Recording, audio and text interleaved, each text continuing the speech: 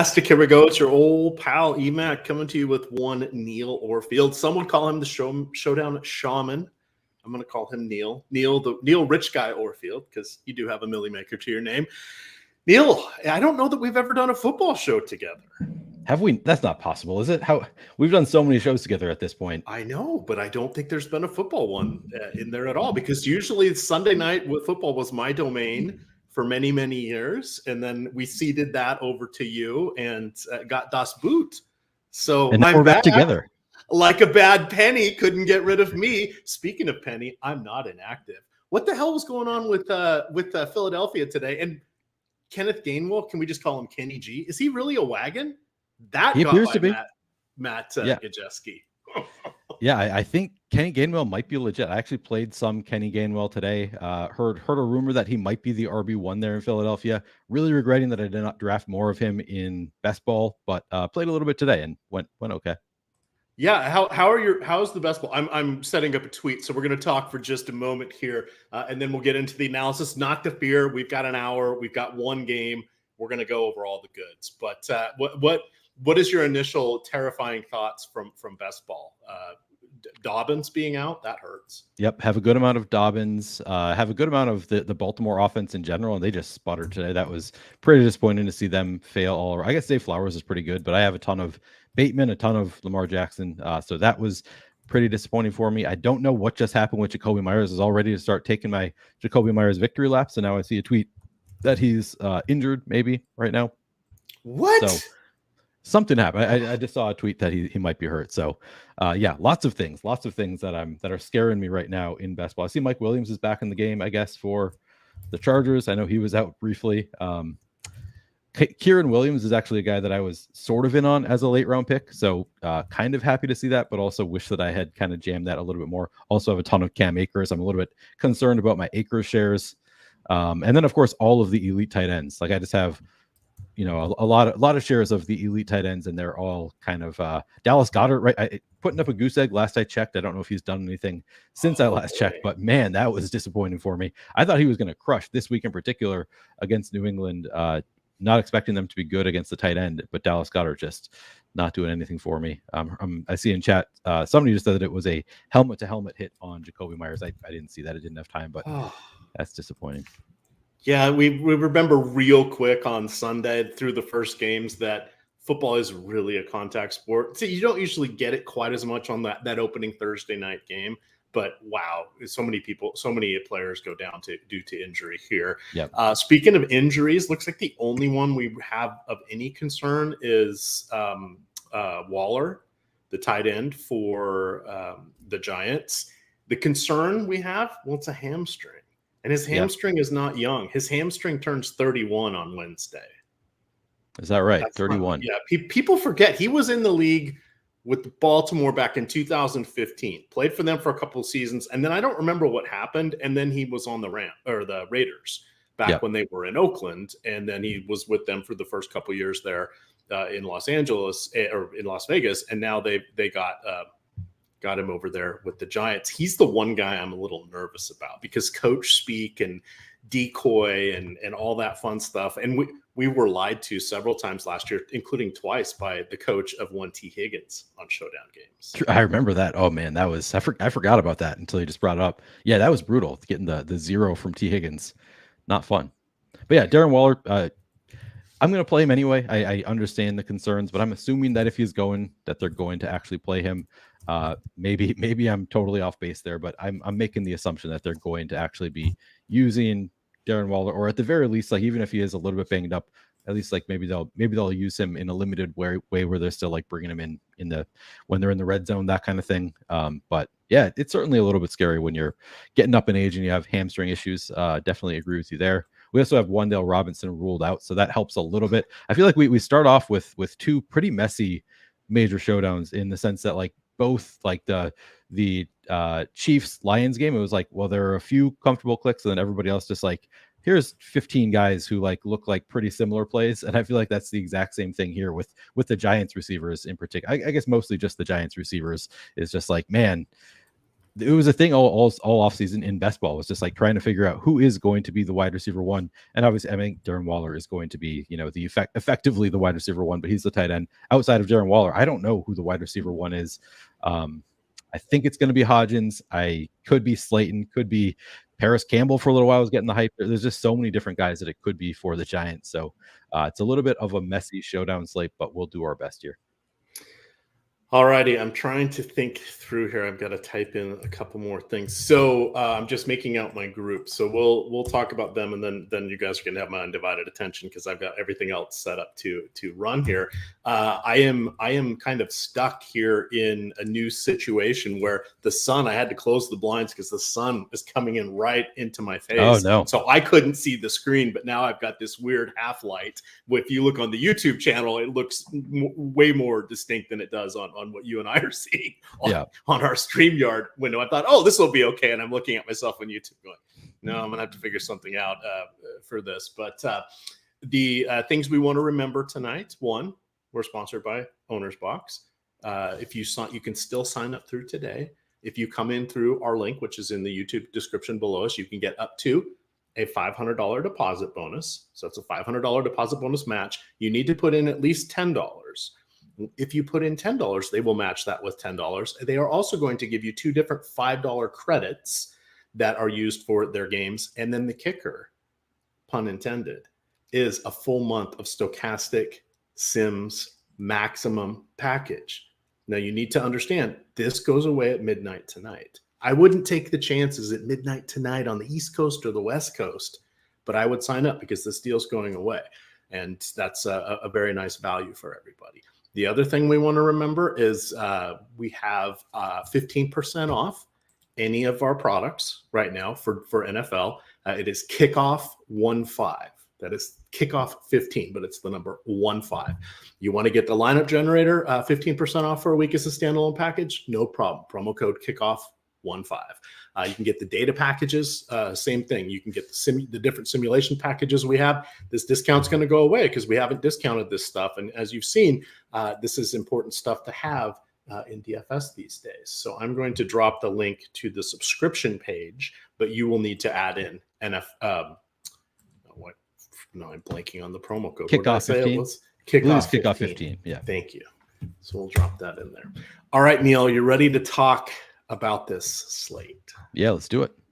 Okay, so we're gonna and you and I have not done these before. We're gonna go by team, by position. We'll start with the visiting team. We'll just give our thoughts through both sides, and then everything will kind of come together. And by the time we've usually talked through everything, we'll be ready to do some strategy. We'll talk some portfolio. We'll talk different builds, etc., etc. But the other thing I do want to remind everybody is to hit that like button, because if we get up to 75 likes, I will drop team free money lineups into the DK lobby, the $1 head-to-heads, the ones you guys know and love. I lost by 2. So I want to say I was like 11-13 on Thursday Night Football. And then 3 people I had ties with, but I'll drop those in there if we get up to 75 likes. Okay, Neil, the Dallas Cowboys, what has changed with them? Well, they no longer have, or they have their head coach calling the plays now. So that's something that's new. Kellen Moore is now with the Chargers. So Mike McCarthy has said he's going to take over the play calling. Now, we don't know exactly what that's going to mean. Probably won't have a huge impact on Prescott unless they start throwing a little bit more, right? Because they don't have to hand the ball to Ezekiel Elliott. And we've seen them, Pollard has only gotten over 20 carries, I believe, once or twice in his career. Now, he's had 20 touches before, and I think that's a good baseline, the expectation that we should have for him. But we know it's his efficiency that really gets him there. But let's talk about Dak Prescott, now three years removed from his ankle injury. How are you feeling about his prospects tonight? Much easier matchup than his counterpart, Danny Dimes. Yeah, I mean, I'm not concerned at all about his past injury history. I think Dak Prescott, as far as I know, is completely healthy at this point. The change in coaching, I know Kellen Moore is big on throwing the ball, so that is a little bit of a concern that Kellen Moore is not going to be calling plays anymore. I know that there was some concern over the offseason that maybe Dallas is not going to be throwing the ball as much as they were last year. I don't know that I'm I'm hopeful. I don't really know. I guess we'll find out as the season goes along. But I'm hopeful. They brought in Brandon Cooks, so clearly it's a better passing attack than they've had in the past. I'm not really concerned that they don't have Dalton Schultz anymore. I think he was largely a product of the system. So I do think that the passing attack got better this year.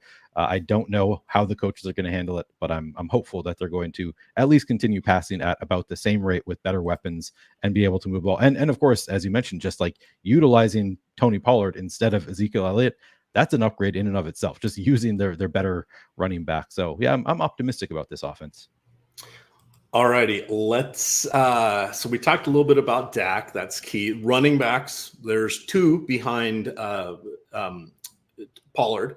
We've got Rico Dowdle, who I think, if I remember correctly, he's not a rookie, he's second-year player. So Dowdle is technically the RB2.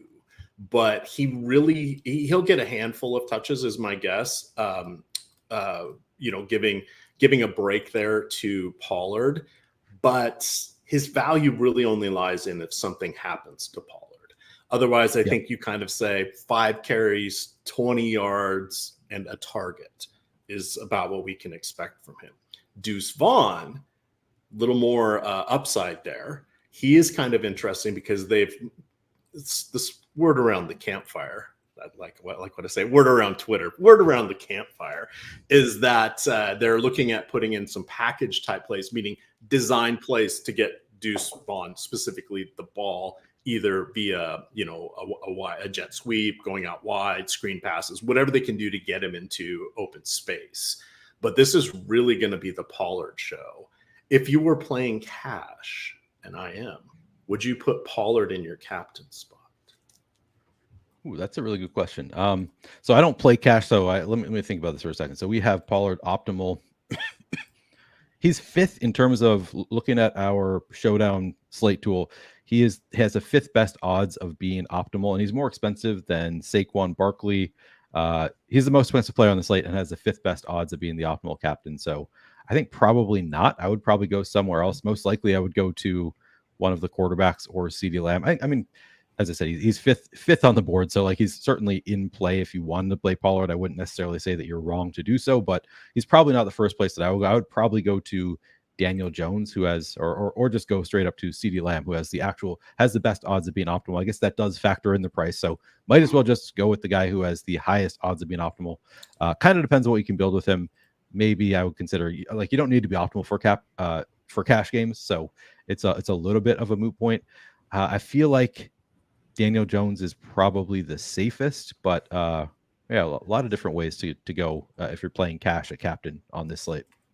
So those were on my short list, and we did get to 75 likes. So I have just dropped in 15 $1 head-to-heads into the DraftKings lobby. That is username EMac. No numbers, no anything behind it. EMac. Why? Because I was one of the first people that joined up with DraftKings way back in the day. Harken back to the first NFL season they had. I was out in Las Vegas at the only show in town was the RG party out there, and a bunch of us went out there basically for fun. RG really didn't have anybody working for them at that time. And there were about 30 of us went out there to a week 1 party. I won a contest to go out there for free, so that was great. But I stood next to Jason Robbins, and he was watching the count on his phone of what their first contest was, because they launched a $50,000 prize pool with $10,000 on top for just $10. Guys, this was big way back then. And Head Chopper, Dave Kaplan, Head Chopper was sitting there next to us on his computer, another entry, and he'd say $10 for you, another entry, $10 for you, and we'd watch the total go up. So that was simpler times, before stims, before optimizers, before projections even. So that I always think about that on opening weekend 1. But now we've got a lot more information out there, a lot more choices. So again, you guys are going to want to think about doing that, but you can jump in there for the team free money chats. All right, so let's remove this person from the channel, because oh damn it, they're going to be too good at this. The NFL Go Live. Yeah, they're smartly changing their stuff quickly, so I can't get to it. We need. There we go. We get someone to help us. So yes, CeeDee Lamb is on the short list as we move into wide receivers here. He is on the short list for my captain. I will not be playing Pollard in captain. I'm not going to play Daniel Jones in captain. I'm going to play CD Lamb in captain. So you guys can come here and get my lineups, and you will see that. If we start to look here at the wide receivers for Dallas, that's why this is weird. I've got us up on multiple pages. No wonder I kept seeing you on multiple tabs. So CD Lamb, my notes say he's poised to become a top 5 receiver for the next decade. Well, half decade anyway. No more Noah Brown. He's in Houston. T.Y. Hilton back on the couch. Michael Gallup allegedly healthy, and football nomad Brandon Cooks. He kind of worked his way out of Texas or with Houston. With the Texans. What was he there for? I think 3 years. He is now on his 5th franchise in his 10 seasons.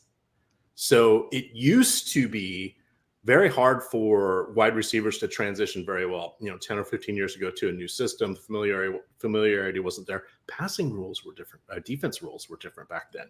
He's got a lot of experiences changing teams. This will be his 5th one. So I'm not worried about him. He's going to hit the ground running. Those are the 3 to look at. After that, it gets a little light. We have Jalen Tolbert, 3rd round draft choice. He couldn't beat out Noah Brown last year. He barely found himself on the field. He was a healthy and active several times. And then you have this year, 7th round rookie, Jalen Brooks. I don't care about either of those 2 guys. We're looking at 3, and then we'll get to the tight ends here. But do you have any additional thoughts you want to add there? Do you have a lean for Brandon Cooks?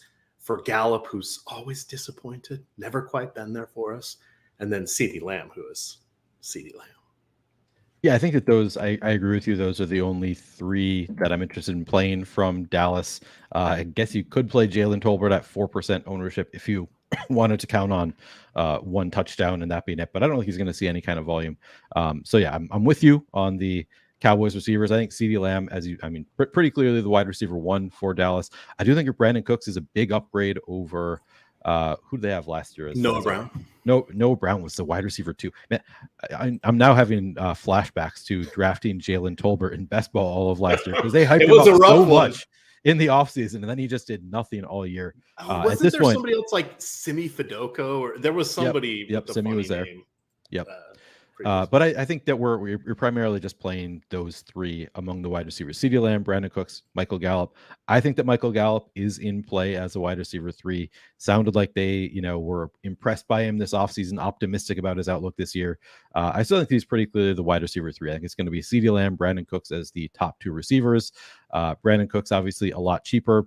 There's a reason for that. He should be a lot cheaper. CeeDee Lamb is the alpha here. He's going to be the first look for the Cowboys, but definitely going to be playing some Brandon Cook, some Michael Gallup as well.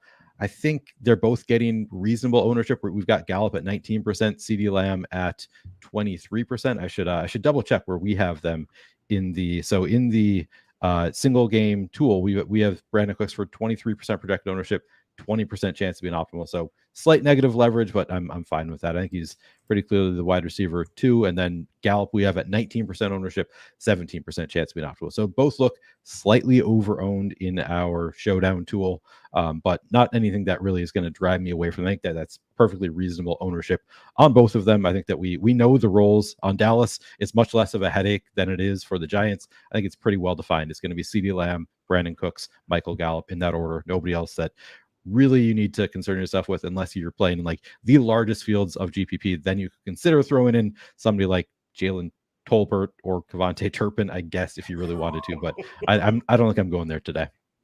So Kevontae Turpin, I believe he's going to be the kick returner. I think. Yep. Yeah. Let me look at. He's a great kick returner. That would be my assumption as well. So that would be the number 1 reason to play him, is maybe you get that kick return touchdown or something. But even that, like it'd be 6 points. You don't get any like reception for that. So that alone, you'd probably need 2 of them, or you need another reception or 2 along with it. Yep. So last year he returned punts and kickoffs. He's slated to do that again. This year he had 2 targets last year and 3 rushing attempts. That was it. So he was on the field a few times when nothing happened. So it's interesting to look at the game. Sometimes it's hard to tell with the special teamers because depending on the site you're looking at, some won't say they played even if they played on special teams, or if they only played on special teams, and others count them as playing in the game. But then you have to go find routes run and all this other stuff. So point is, he had a few looks on a cupboard was bare squad last year. He'll be the return guy. He'll be active, but we won't see him much, if at all. All right, that brings us to tight ends. So no more Schultz. He is gone. So Neil and chat, close your eyes. Think back to all the primetime games that we've seen. And you remember when Schultz would kind of do that little wheel route running up the sideline on the right sideline, and he would turn over his left shoulder, and Dak Prescott would land the ball right in his chest, and then he'd get 17 yards. Yep. That role is now Ferguson. So I like Ferguson. And he will have one of those plays. I am mentally making that going to happen, maybe even two of those. But he is the one, the guy I like. At tight end there, you're going to have, so this is his second year. Peyton Hendershot, also a second year tight end, is probably going to be the tight end too. And then they have a rookie Schoonmaker, who was a second round draft pick, I believe. So we'll see. It's hard to rookie tight ends and rookies in general. If your first game is going to be in primetime, let alone any first game in the NFL, I don't think we'll see a ton of him. But I really like Henderson. Would you play Pendershot? Pardon me. I really like Ferguson. Would you play? Is Pendershot in your pool? Yeah, I think Hendershot is in play. Last year, it really was not clear who the top tight end was of this group. They just all worked in there. I think it was maybe on Thanksgiving they had 3 different tight ends score touchdowns for the Cowboys. I do think that Ferguson is pretty clearly the tight end 1, so he's taken on that Dalton Schultz role, but they mixed in a bunch of tight ends last year, so I think that they're all viable once again. Definitely Ferguson is tier by himself. He is the tight end 1 for the Cowboys. After Ferguson, I think excuse me. It is Hendershot. Schoonmaker, maybe if you're playing the largest field GPPs, again, you can consider playing some Schoonmaker, but Hendershot actually coming in at lower ownership than Schoonmaker. At least that's what we are projecting. So I'd rather go to Hendershot. So that is how I would order my interest is Ferguson, pretty clearly number 1. Hendershot, Schoonmaker are really just the largest field GPP options.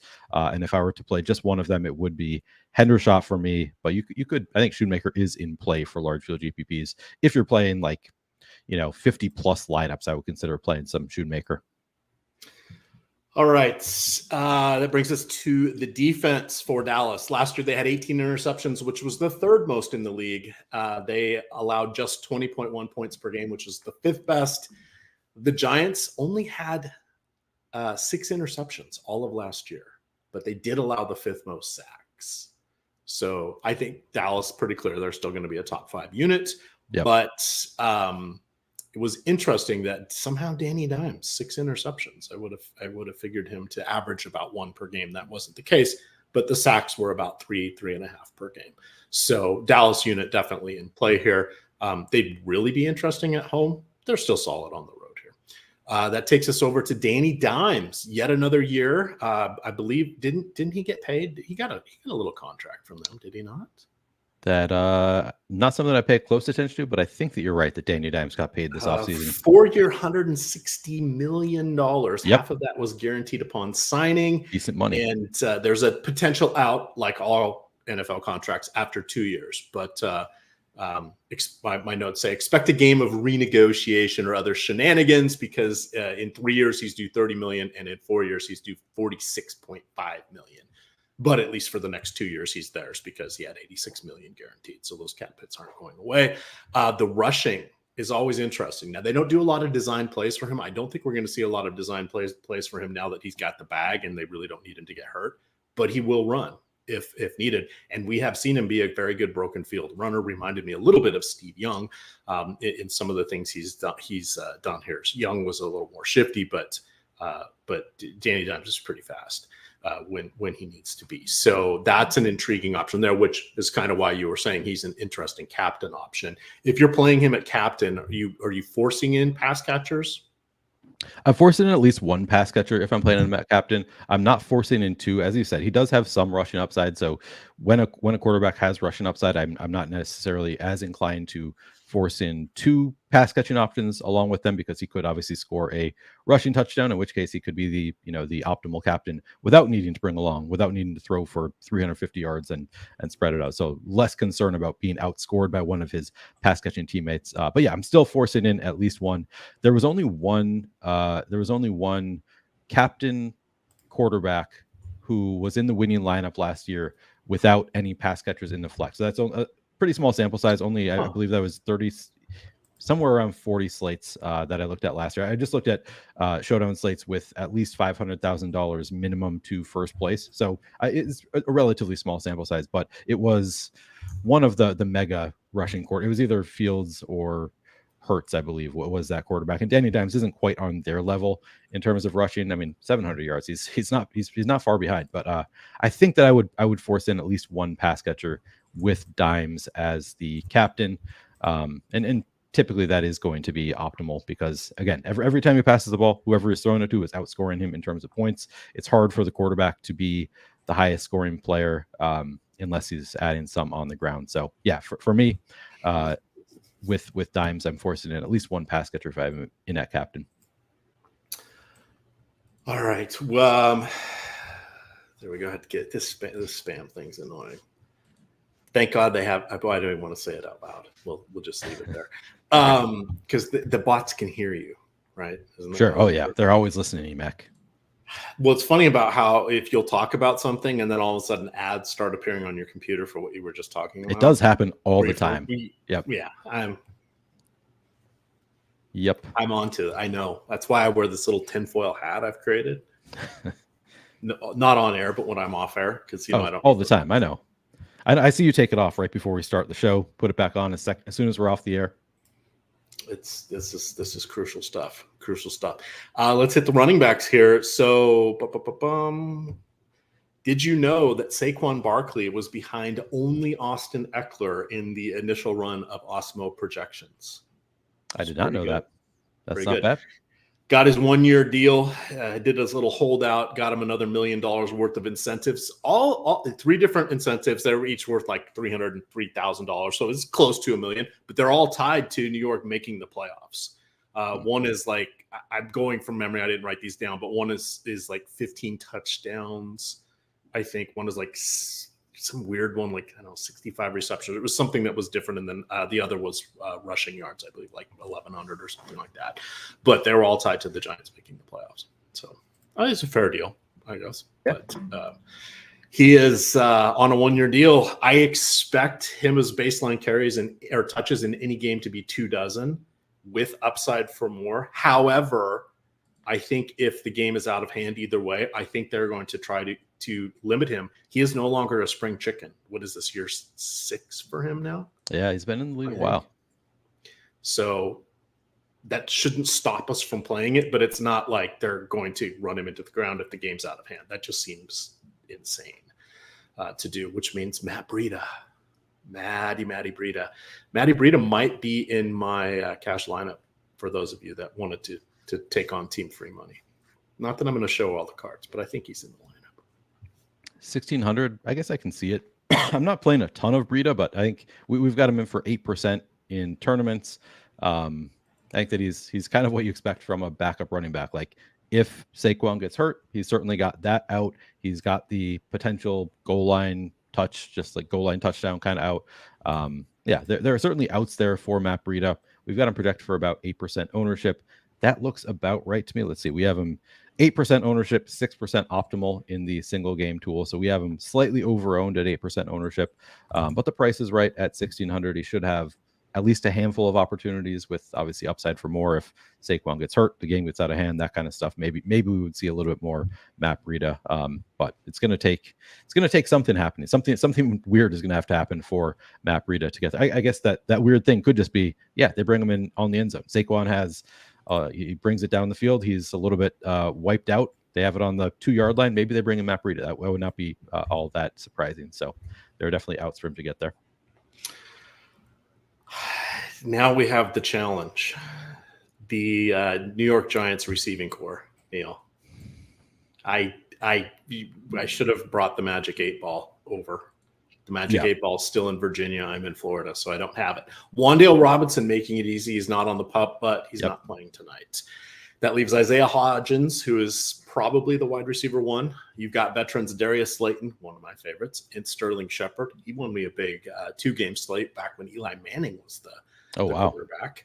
I won $7,000. I didn't get first. I think there was a 5-way tie for second. So that was pretty fun, though. Then you've got Paris Campbell, who is coming over from the Colts, and 3rd-round pick Jalen Hyatt, who is out of, I think, University of Tennessee. Cole Beasley did make the practice squad, but he is on injured reserve, if the notes were correct. The notes kind of disappeared after about a week. The only thing I could find was a week old. I know he's not playing tonight, but I couldn't tell for sure if he was on the injured list on the practice squad or just on the practice squad. So I lumped in Darren Waller into this category when I did my analysis initially because I didn't know if he was going to play or not. Sure. So plus he's kind of a wide receiver 1 technically. So how do you want to approach this? Is there anybody you don't want to play? There's nobody who's out of play. So I think that, I'll read off the in-play Giants receivers. So I think it's Hodgins, Slayton, Campbell, Hyatt, Shepard are all in play. I think, Darren Waller is your wide receiver 1 for the Giants. He's the obvious one, the easy click. If you can pay for Darren Waller, definitely worth playing there. As you said, maybe there's a little bit of injury risk there, but he's playing, so I assume that he's at least somewhat healthy. Hopefully they're not lying to us. Outside of Waller, I think Isaiah Hodgins is probably the wide receiver 1. We saw him kind of come on at the end of last year. He looked really good, appeared to be the guy kind of taking hold of that wide receiver 1 spot, seemed to be pretty talented. And we've got him at just 19% projected ownership. He's 6,400. So I think he's probably my favorite of the Giants receivers. There's none of them are getting, I guess we have 2 who are getting single digit ownership. So I shouldn't say that none of them are going really low owned. Jalen Hyatt, the rookie, coming in at 7% ownership, has that kind of home run potential, and he's 4,600. The price is probably a little bit higher than you want to pay for his role, but he's somebody that at some point this year, I'm expecting him to be, a starting wide receiver for the Giants. I don't know if it's going to be in this game. I don't think they've announced who the actual starters are for the game, but I think he's going to get opportunities here. I think he's going to be on the field, and he's, as I said, he's one play away from really breaking the slate at any given time. So I think 4,600 for Jalen Hyatt at 7.4% ownership. He is very interesting to me.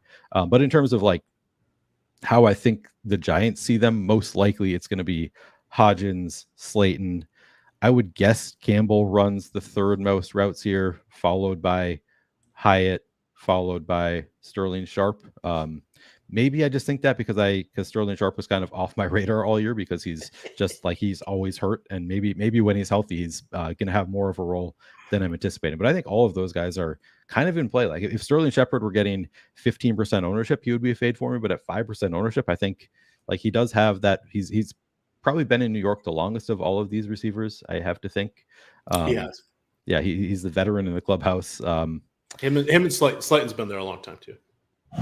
Yeah, I feel like Slayton. They've both been hurt so much. They're always hurt. Yeah, that's the thing.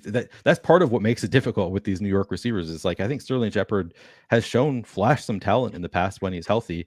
He's just healthy so infrequently that it's kind of hard to know how they view him. But I think that he's probably the 5th in the pecking order. Maybe he starts ahead of Hyatt since Hyatt is the rookie. But Hyatt certainly the more exciting to me than Sterling Shepard. Seems to have more of that just long touchdown potential that just breaks the entire slate. Yeah, I think they're going to be moving folks around a fair amount because Waller is, he's not really an inline tight end. Sorry, I'm raising the shades here, or should I actually call them the hurricane shutters to hopefully get more light in here because I didn't think about this being an issue because I haven't done a nighttime show in Florida before. But here we are. Oh no. Okay. So, that's why I didn't realize that was the reason. Okay, that makes sense. Yeah, well, first the sun was just coming right in on me, so I got to put the shutters down, and then now it's the sun's dipped behind the horizon there. It's going down over the Gulf. What am I going to do? I don't have a very good light here because I've got 2 outlet plugs, and I unplugged the light to use the monitor and the laptop. So I need to get a power strip, and then we will solve this little issue here. Okay. But sorry about that. Chris Williams here with a super chat. He says, hit that like button, atone for your sins, bring yourself some good karma, show support for these great hosts. They know their stuff. Neil knows a lot. Chris says he's won a lot recently thanks to our content. So reminder awesome. on the content here, promo code. What is our promo code, Neil? Kickoff 15. Kickoff 50. See, if I would have typed that out instead of just copying it, I would remember it. But Kickoff 15 is our promo code. That is Kickoff 15. That's 15% off any NFL package. We've got the lineup generator now is a standalone package. It also comes with Discord. That's $14.95 a week. That you get that for the main slates and the showdown slates. And then we have 2 different sim packages now that bundle everything else together. There's the lighter one, which you run a few less sims, and then there's the Bucks Deluxe one. So for the Bucks Deluxe one, if you guys sign up through Owner's Box, come in through the link below us here in the chat. When you sign up there, you will get up to a $500 deposit bonus. Put in $10. That's the minimum deposit, $10. They're going to give you 2 different $5 credits, and that's going to give you access to the Bucks Deluxe Sims package for a month for NFL. So I highly recommend doing that. That goes away tonight. Ooh. So yeah, don't muck around with that. And then for those of you, put in a 5-star review on anywhere you find Stochastic podcasts, and Lofty and Greg are going through all of them. They're going to pick out their favorite 3. The grand prize for one person is going to be a full year of NFL Stochastic Sims. That also ends tonight. Put an alarm in your phone right now. Time it for, let's say 2.5 hours from now, because that'll be around when halftime is. And when that alarm goes off, go write a review. And this isn't a random drawing. They said, Lofty said, you can be funny, you can be self-deprecating, you can tug at our heartstrings, you can do whatever you want. But they're going to pick their favorite. Knowing how these contests work, you've probably, because people procrastinate and then don't do it, you've got about a 1 in 50 chance of getting a full year of NFL Sims. That deal is coming back. That deal expires in 4.5 hours. All right. They kind of covered the tight ends. We didn't talk about the backups, and then we'll start. We've got 27 minutes. We'll start. It's 8:20 is the kickoff tonight, or the lock. We'll start talking about strategy, how we're building out our lineups. I've been running some crunches here. Anthony's super chat. What was Anthony's super chat? Sorry, guys. I haven't done this in a, I don't see. So if you click up here. Oh, there we go. FanDuel GPP and favorite leverage play. Yes, we will get to that. Let's finish up this, and then we'll lead off with that. So Lawrence Cager, Luke Schoonmaker, and Daniel Bellinger are the backups. I'm guessing one of Cager or Schoonmaker is probably inactive. I didn't look at that. I'm not playing either one of them. I dabbled with looking at Bellinger in my cash lineup. He is $400 on DraftKings. Even if Waller was out, clearly everybody would be playing Bellinger. Yeah. Bellinger, just 2 or 3 targets seems reasonable. Catches 1 for 15 yards. That works for me. He's on the field at $400. Tournaments, you're playing for a touchdown. I mean, who does he think he is, Blake Bell? Oh, maybe. I hope so. Let's see. And then the defense. So when we come to defense here, guys, the Detroit defense scored and was the optimal in a Mahomes captain lineup. I can play as many as 5 players against my defense. That's how I have the cruncher rules set. You don't worry about that. You're hoping to corral a touchdown. However, last year Prescott had 15 interceptions in the 12 games he played. That's a career high. That's by far the most he's ever had. He only had, I want to say he only had like 4 fumbles. He led the league with 12 fumbles in 2018 and 14 in 2021. He is also sacked on approximately 1 out of every 20 dropbacks. So it's about a 5% sack rate. That's worse than league average. So, but we're talking about the Giants. The Giants aren't the LOL Mets. They're in the same city. They kind of have the same colors. Just food for thought. No. All right. No. The Giants are going to be good this year, I think. I'm kind of counting on it for best ball. So they better be pretty. Like, I think Daniel Jones is a legitimate NFL quarterback. I think that he has got his receivers, although we don't exactly know who are going to be the best receivers there yet, I think that they actually have some decent receiving. I actually think Isaiah Hodgins is a pretty good receiver. Slayton, if he can stay healthy, is a pretty good receiver. Come on, they're not the Mets. All right. So do you think the Giants could like go in the playoffs, win on the road against a team like, I don't know, the Vikings? Absolutely not. No chance there. Okay. That's never happened before. No, could never happen. You got that Men in Black kind of. That'd be like the Vikings losing to like the Bucks or something. Couldn't happen. That's never without Tom Brady. No chance. Yeah, no chance. All righty. So Anthony Maselli used his membership super chat, and tip to Chris Williams for calling that out. Thank you, Chris. You're very generous here all the time. Anthony asks for a FanDuel GPP. Who is your favorite leverage play? And who is your favorite MVP? Now, the thing we want to remember about FanDuel and Yahoo as well, no salary multiplier. So their player multiplier doesn't change anything. So you really want to start thinking next about the leverage and the ownership, because that's where it comes in. Sometimes, the Lamar Jackson days on Showdown, he'll be like 80% captain, 85% captain. It's just how it works, or MVP that they call it over there. So who would you look to tonight? Is it any dimes? So he wants a real leverage play here. So yes. If you want a leverage play, I don't think you can take any captain who's over 10% owned. So that rules out Danny Dimes. Okay. Actually, we have Darren Waller at under 2% ownership in the MVP spot on FanDuel. We only have him optimal 2.5% of the time, but my internal Showdown tool would tell me that I feel like if he is healthy, like Darren Waller has shown the ability in the past to like catch double-digit balls. I don't know how healthy he is right now, but I gotta think that he has slightly better odds than that of being the optimal scorer on FanDuel. So I actually kind of like Darren Waller as a FanDuel MVP play at under 2% ownership.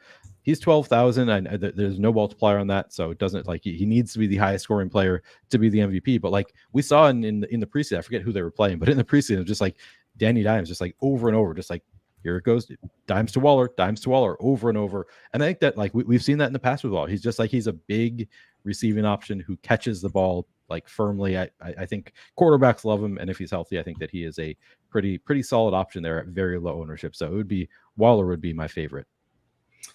All right. I see in chat, we're going to spend our next 22 minutes kind of talking about portfolios. I'm going to tell you guys my Fantasy Cruncher rules. I didn't dabble with the Sims tonight. I figured doing the show, this is week one. I did use them today, and it looks like I will have a profitable day. Thank you.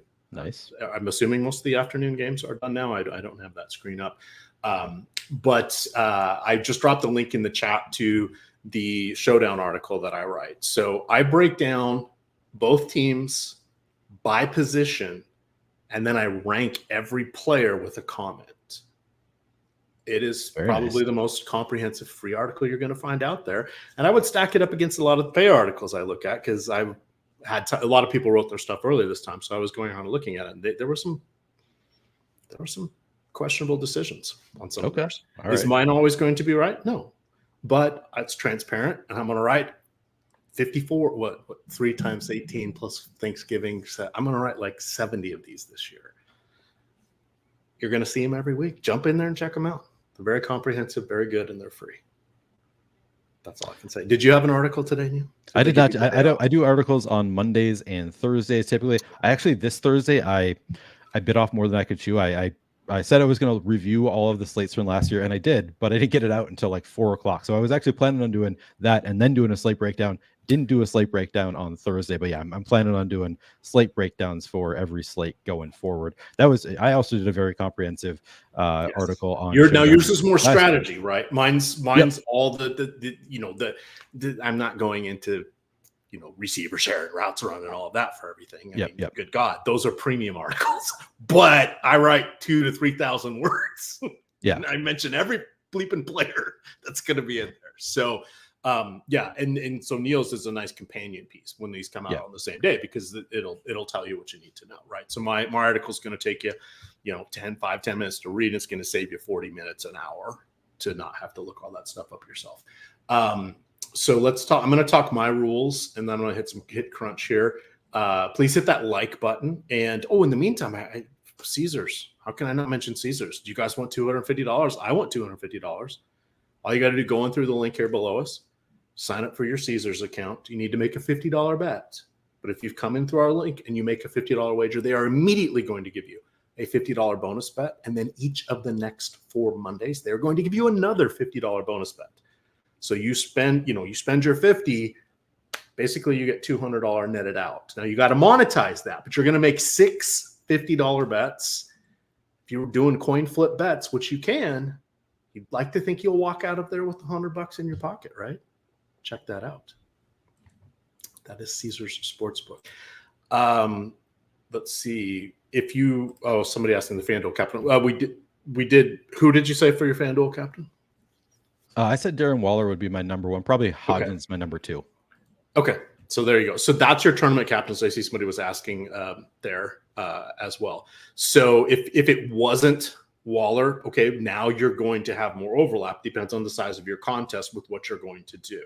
You need to know that both quarterbacks, both running backs, and CeeDee Lamb are going to be the most popular choices. Whatever feels like the easiest click for the cheap guy, that's going to be the most possible cheap guy, or the most popular cheap guy. Again, you come in here behind the paywall, you can get all this in our top boom bust tool or our top showdown tool here. But you need to understand there's going to be a fair amount of overlap once you go, if you concentrate on those people. So that's where Waller, that's where Hodgins kind of come into play. I would say Brandon Cooks could also fit into that, because that's direct. And then don't play CeeDee Lamb, right? Oh no, I can't not play CeeDee Lamb. Double negative there. But what if Cooks gets 2 touchdowns and 70 yards and Lamb gets 100 yards? That's 10 points versus a lot more than 10 points. So that would be how you fade that. Very true. All right, here are the rules. No more than 2 of kickers and defenses combined as a group of 4, technically a group of 8, right? I don't want more than 2 of them, but if I get a kicker and a defense, or 2 defenses or 2 kickers, I don't care. I'm all good with that. I said, and this is where this is a little different, because I usually have these kind of baseline rules I've set up. So I created one called Dowdle and Vaughn. I'm only playing one of them, whether it's captain or whether it's flex. I created one called New York Scrubs. I put in Shepard, Paris Campbell, and Jalen Hyatt. Now, they're not really scrubs, but it's a lack of opportunity. But I name these so I can quickly look at them and get rid of rules I don't want anymore, or tweak them. So I said at most one of those guys. That could be a little limiting, but that's okay for me. I then said any tight end. Oh, that's where I screwed up. Any tight end, probably any receiver for the Giants. I said just plus 35% to Danny Dimes if they're the captain. I'm not forcing it in. Dak, I did force it in. Dak, I did say, I'm sorry. My Dak rule is if Dak is the captain, I want one of his receivers. If Dimes is the captain, I want one of his receivers. And then if a receiver is the captain, then I want plus 35% boost to one of their quarterbacks, which means I'm going to get them about 2 out of every 3 times. Sure. But maybe not every time, because you can build some rules in there that you'll never get certain combinations no matter what you do. And Neil has learned that that's not a good idea when you're aiming for the top. That is true. I don't do a ton of comboing out things completely, other than, like always requiring, if I have a quarterback in the captain spot, sometimes I'll always require on this slate, I'm always requiring a pass catcher. But yeah, as far as like ruling out combos, that's not something that I can think of as being, I don't think I rule out any combos.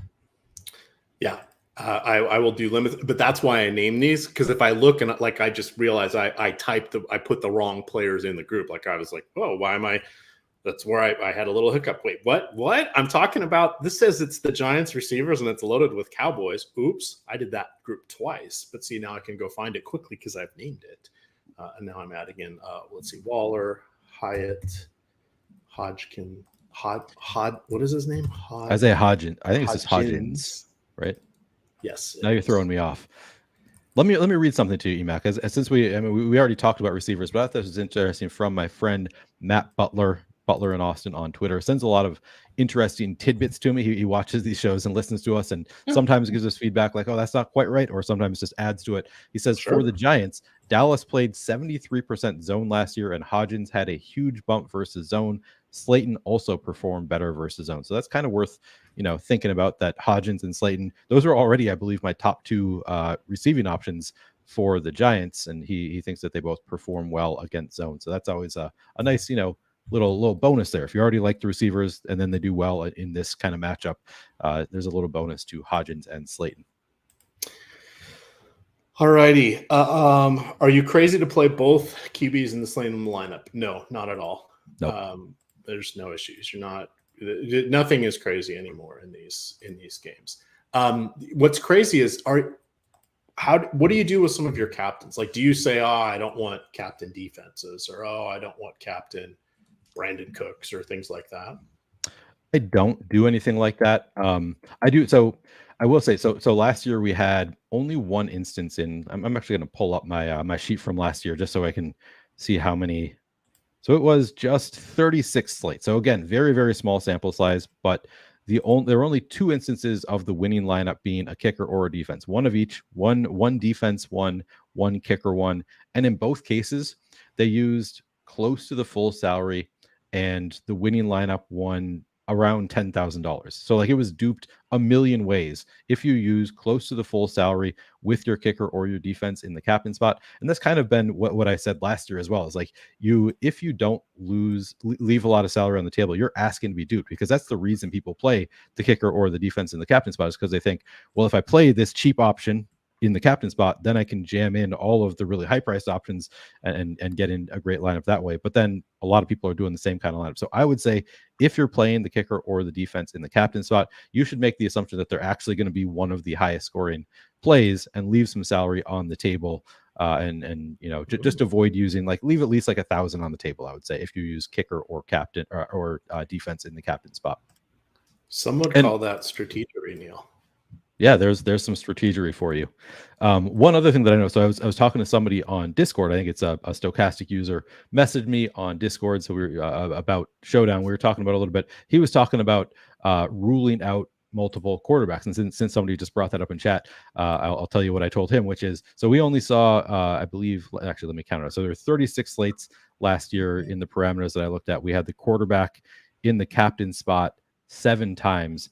There was only one instance where there was a quarterback in the captain spot and a quarterback in the flex. So like, there were several instances of 2 quarterbacks in the flex, but there was only one instance all of last year in those 36 slates. So again, very small sample size, but at least worth noting. There's only one instance of quarterback in the captain spot and then another quarterback in flex. And it kind of makes sense, because quarterback is usually one of the highest price players on the slate. You put him in the captain spot and this is DraftKings, so it's different than FanDuel, but you put him in the captain spot, 1.5x their salary, they get very expensive very quickly. So then it makes it hard to, if you're playing a quarterback in the captain spot and a quarterback in the flex, you're really limiting yourself in terms of salary left over for the rest of your players. So it's worth noting, if you play a quarterback in the captain spot, it's still worked out 1 out of 36 times. So like, that's not nothing, but makes it a little bit tougher. Yeah, I mean, it's like, okay, well, that was 4% outcome. You're like, okay, that's what we call totally being in play. Right, totally exactly. being in play. Yep. We have almost 1,100 people watching. Get us up to, I'm going to hit the like button. Neil, you better go hit the like button. We're at 160. Get us up to 200 likes, and I will put in 10 more $1 head-to-heads over there in the DK lobby. Team free money is alive and well. I will be playing CeeDee Lamb, Saquon Barkley, Matt Breida, Rico Dowdle, Danny Dimes, and Tony Pollard. There is my lineup. Please don't dupe, because guess what? When we dupe, they just undo it. There's no fun in that. So now you know what I've got. Play something different. That is probably going to be a relatively duped lineup in the tournaments. So I'm only playing this in 50-50s, 3-mans, triple ups, and the head-to-heads I'm dropping here. But there we go. Oh, wow. We got up to 200 likes real quick. Well, let me go put these out here. We've got 10 minutes left. I have made my crunches. I'm going to go see if I'm missing anybody that I really, really like. Neil, how are you doing on your crunches? I'm almost ready to upload, so I know you're probably playing more. Yeah, I've uploaded a set. Maybe I'll probably keep adjusting as we go. I usually do a last second crunch because I'm like, oh no, I want more of that guy, but I'm good. All right. Who is your highest owned captain? highest owned cap. So I set a cap at 20%, something that I do pretty frequently. So hitting that 20% cap, let's see if anybody did. Maybe not. Oh, so I got to 19% each of Dak Prescott and Daniel Jones at the captain spot. That's also that the way I do it, where I set bumps to receivers when I have the quarterback in the captain spot, naturally leads me to more quarterback captain lineups than I probably should get. So I probably should go back and also say give a negative boost to the captain or lower the projection, whatever, so it doesn't give it that that extra boost for playing the quarterback and the captain. But generally, I don't really hate playing the quarterback and the captain, so I just accept that that's going to happen with my rules. All right, let me see. If I look at my captains real quick here, I ended up with Barkley in 20%, Prescott in 15, Jones in 15, CeeDee Lamb just 12, but he's my cash game captain. Yeah, I got a couple Gano. Oh, we didn't talk about kickers. Oh shit, we got to talk about kickers real quick because this is important. You've got Graham Gano heading into his 14th season. He has made 15 of his last 19 from beyond 50 over the last 2 years. Think about that. That's pretty good, but Giants Stadium is outdoors, but that's pretty damn good for somebody that's in their 14th season. And then Brandon Aubrey, 28-year-old rookie, former soccer player, played 4 years at Notre Dame. He is then like back in 2016, I think he left. He played for, per his Wikipedia page, played like 3 different years in secondary leagues, soccer leagues, like whatever is the league below MLS. And then he played the last 2 years with the Birmingham Stallions as their kicker. 32 of 37. That's 86.4%. He does not have a make over 49 yards. This is what's in the article, guys. I'm telling you, read this article. I'd go find all this stuff for you. Definitely got to check it out. Yeah, EMac's working hard for you. He's got the good info for you. All right. So where do I feel bad about any of these guys? No, I need a little, just a little skosh more of CeeDee Lamb because he is the man. I got to say, earlier when I ran my initial crunches and I saw I was getting like 50% of Brandon Aubrey, I thought for sure it was an error in the data. I was like, creative player. I thought it was like a wide receiver at 200 that we for some reason had a bad projection on, or Fantasy Cruncher did. Turns out no, he's actually the kicker. He's actually the kicker. He's not familiar. Not bad either. He's got some in-game action there, so we can't besmirch his good name for that. Oh, no. All righty, let me upload my stuff here. Do you want to see if there's any questions real quick or Neil? Sorry, I just got to do my sort, and then I will be back on task here. Let's see. Brother Numpsay asks, so we can leave a comment on any stochastic podcast to have a chance to win the Year of the Sims. I think is that right, EMac, or is it to the podcast channel? I'm not sure. So exactly. It's got to be on whatever podcast platform you're listening on. So if it is Google Play, then do it on the stochastic page of Google Play. If it is sorry, I'm talking and trying to put this in. If it is iTunes or Apple Store, whatever they're calling it these days, that's fine as well. Hey, leave it on both. They're going to go through and look at it. So you're going to want to leave them on. You should be able to say, just click on our channel and you should be able to say leave review. And that's where they're going to go look for it and find it. Yeah. So I would do that. And you could always send the link of wherever you send it to support just to make sure it doesn't get lost somewhere. But they're going to go look at it and they're going to go make sure it was a 5-star review. So don't just, half-ass it, because it's the review that speaks to them the most. And it has to be for the channel, not for a specific podcast. Sounds correct. Like correct. Otherwise, I don't know how they would find it. Yeah, exactly. It'd be too tough to go through all of the reviews for every episode. All right, I'm gonna put this user in a timeout because we're gonna be gone before they untime out. All right, so I got my lineups uploaded. Oh, I dropped in another 15 into the team free money because you guys gobbled up the other 15. There's 15 more in there. Let's celebrate our first week of Sunday Night Football. I am going to hopefully gain some winnings so I can buy a little power strip. So instead of choosing between my laptop, the second monitor, or the lamp, I'm going to have all 3 of them going on because it's dark here now. Wow. Sun goes down quickly. It's funny because we are here for about a month. We're away for a few weeks, here for about a month. So it's sudden. Like when we left, it was like, oh, it's light till 8:30 or whatever. And we're back here now. And it's like, no, sun goes down at 7:15 now. Yeah. Oops, I didn't think about that. I was just thinking about that here. It's getting tough quickly. Here we go. Sorry if you answered this already. I just joined the stream. How do you feel about playing Waller and Bellinger in the same lineup? I think that's fine. They are playing different positions. Think of Waller as a receiver, and think of Bellinger as the most likely inline tight end. We did see Bellinger get work, previously. He's an acceptable NFL average tight end. Yeah. His price is $400 on DraftKings. That covers up a lot of errors. We're hoping for 2 targets, 1 catch, 15 yards. Yep. No, it's totally viable. And I would say 3 targets, no catches was still a good play at $400. Right. Exactly. That's how you have to think about it. FanDuel, yeah, don't play him at all on FanDuel unless you're hoping for the Blake Bell touchdown. Right. But, could happen. All right. Let's see what else we've got. Waller or Dak MVP FanDuel. Neil made a good case for Waller. You're going for leverage. If you're playing 3-man's head-to-heads, then I'd probably lean towards Dak of those 2. To be clear, I was answering the question. Or say 10-man. There's a fair way. Yeah. To be clear, like Dak is way more likely to hit as the optimal captain or MVP on FanDuel. The question was about a solid leverage play, and I think Darren Waller is just a really low-owned play. So he's just for a large field GBPs. I'm not suggesting that you play Waller in like cash or like a 10-man kind of setting. I would say anybody that clicks on the link of this go to the NFL Live person, you're going to get viruses the likes you would not imagine. Shit. Wish you had told me that earlier. Oh, sorry. They're very compelling. I wanted to check it out. Well, yes, we won't talk about them because then they'll show up on other streams. All righty. Gano or the Cowboys defense? I would play Graham Gano. I like the range, the kicking. It was good. And more, I got to say,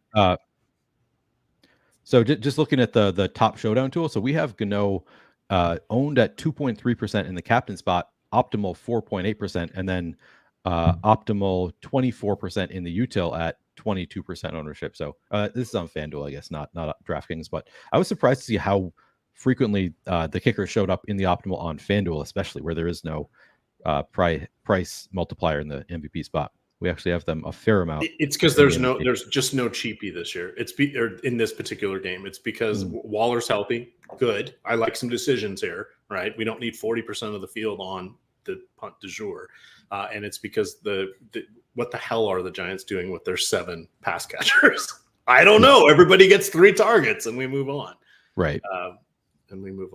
I noticed I looked at some early box scores. We're 2 minutes away from lock. Everybody upload your stuff and get ready for some fun.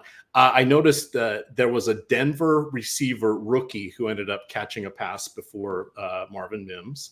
I also noticed there was a rookie for, I'm going to call them San Diego forever, but there was a rookie for the Chargers who was not Quentin Johnston. Who caught it. Yeah, and it's like, well, that wasn't. Who's the other? They're Palmer. It wasn't Palmer. It's like we don't know anything about football. You think baseball's chaotic? Football's chaotic. This is Morningwood asks, says, Gano or Campbell on DraftKings. I'd say Gano is the safer option there. Campbell is a fine play too, but I think Gano is probably the first place I'd go. All righty. We made it. We told everybody, you act now. This is midnight. You don't get the owner's box 1 month sign up deal. That is, sign up through owner's box in the link in our YouTube description here, and you will get an opportunity for $500 deposit match. You need to put in at least $10. They'll match that 10. Then they're also, no matter what, when you join with $10, they're going to give you 2 $5 credits, and you're also going to get 30 days of the new Stochastic Premium NFL Sim package. That goes away tonight at midnight. This is your last hurrah to get that. Promo code, help me, Neil. Kickoff 15. Kickoff 15. Yeah. Gets you 15% off any package. of NFL.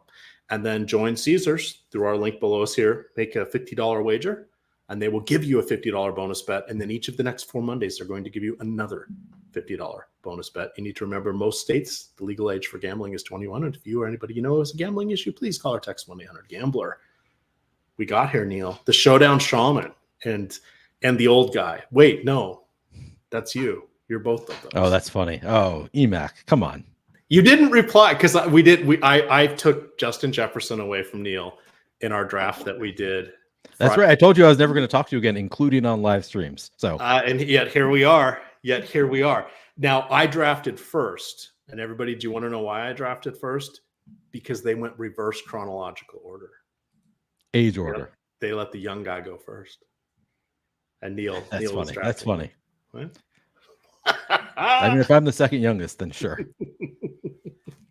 All right. With that, we're going to get on out of here. We got all sorts of content coming for you tomorrow, so check that out on this very channel. You can follow Neil on Twitter at PlayerQDFS. I am at EMac DFS, and of course, it is stochastic_COM. With that, gamers, hit the like button and good luck.